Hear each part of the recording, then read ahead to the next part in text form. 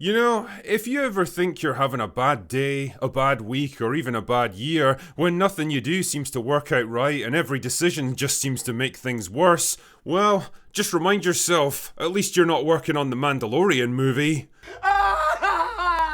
Damn man, I don't think I've seen any IP squander opportunities and decimate fan goodwill quite like this. From the surprise hit of Season 1 that delivered a refreshingly stripped back and simplistic story that felt like some vague recreation of the Star Wars magic, which was still 1,000 times better than anything the sequel trilogy ever accomplished, to the second season that built on its success and took the first steps into a bigger world, to the third and hopefully final season that promptly shit the bed, overstayed its welcome, undid most of the major events of the previous season, and turned the protagonist into a useless background character in his own show. True to form, Lucasfilm had managed to fuck up the one and only successful Star Wars show that they'd fallen ass backwards into in the first place.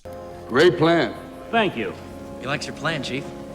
So what do you do with a TV show that had one brief moment of success before pissing off most of its fan base and vanishing back into obscurity? That's right, you punt it out into movie theatres with a big budget film adaptation that relies not just on overwhelming fan support, but mainstream cultural awareness to stand any chance of turning a profit. And you do it at a time when there hasn't been a Star Wars movie of any kind in more than 6 years, the brand itself is arguably at its lowest creative and commercial ebb since the early 1990s, and the rest of the world has kind of moved on now.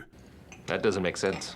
Fucking genius. Still, let it not be said that the drinker is one to embrace failure. There is a path to success for this kind of thing, a narrow one to be sure and fraught with difficulties, but a path all the same. The normies might not know or care much about the Mandalorian and his little green marketing product, and Star Wars fans themselves might have been turned away from it by now, but a truly kick-ass marketing campaign just might win them over and generate some desperately needed momentum. I'm talking kick-ass action set pieces, the highest stakes imaginable, incredible character moments, superbly crafted dialogue, an epic galaxy-spanning adventure that'll fire the imagination and reshape the very foundation of the Star Wars universe.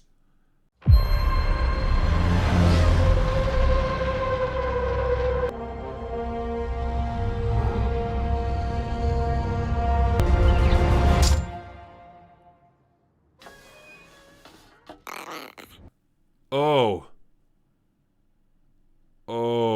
You know, if the concept of meh could be represented visually, then this would probably be it. I don't know what anyone was expected to take from this first trailer, but it certainly wasn't excitement, or anticipation, or, well, anything that suggests this is more than just an extended episode of the TV show. But okay, fine, the first trailer wasn't a big hit. There's still other opportunities to score a big PR win, like the Superbowl for example, that annual gathering where Americans get together to drink lots of beer, eat shitty food, and yell at their TV screens for a couple of hours. Go sports team! It's become a prime spot to drop trailers and promos for big upcoming movies this year, and Disney clearly decided that this was their chance to drum up some support for their Star Wars film. Now, keep in mind, dear viewer, these Super Bowl ad spots are expensive as fuck and very time sensitive. You've only got like 30 seconds max to make an impression, and your audience is probably drunk by this point, so you need to go all in with this shit. Hit them with everything you've got, really sell them on how exciting and epic and unmissable this film's gonna be. Like, these guys are gonna be fucking losers if they don't see this film on opening night in IMAX 4D with a novelty popcorn bucket shaped like Grogu's rectum or something. Yeah!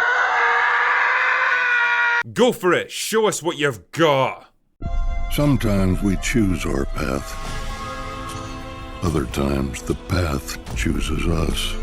You sure about that? The bond just gets harder to break. This is the way. You sure about that?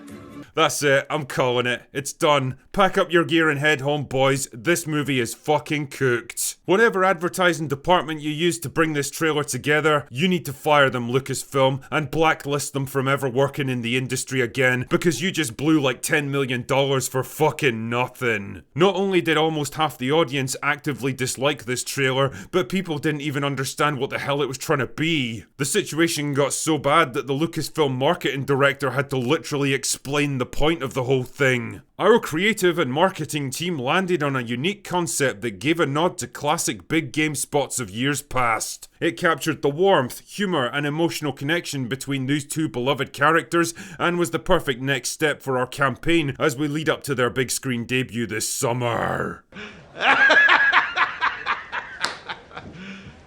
You serious? Bro, just stop. Sometimes in life you have to learn to take the L, and this is definitely one such time. All of these fumbles and missteps are contributing to an atmosphere of complete and total apathy around this film. Nobody even seems to care about it, and who can blame them? It's like the film doesn't even care about itself, like it can't really be bothered with the story it's trying to tell. And for the life of me, I cannot understand why Lucasfilm are so apathetic about this one. Based on the marketing alone, it feels like a movie made out of obligation to fill a release slot by a studio that's all out of ideas and creative energy instead of the spearhead for a major comeback attempts. I mean, this is your first Star Wars feature film in more than half a decade. In fact, let's not kid ourselves here, it's basically a Hail Mary pass in the dying seconds of the game, a final chance to tie the score before it's all over, and it's been treated more like just another forgettable TV show rollout. I mean, do they know something we don't? Do they know that the film sucks and it's got almost no chance at the box office, so why throw good money after bad? I don't fucking know. All I know is that if your goal here is to make Star Wars relevant again and win back at least a portion of your old audience,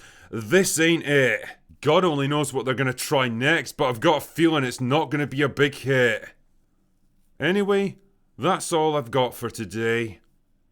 Go away now.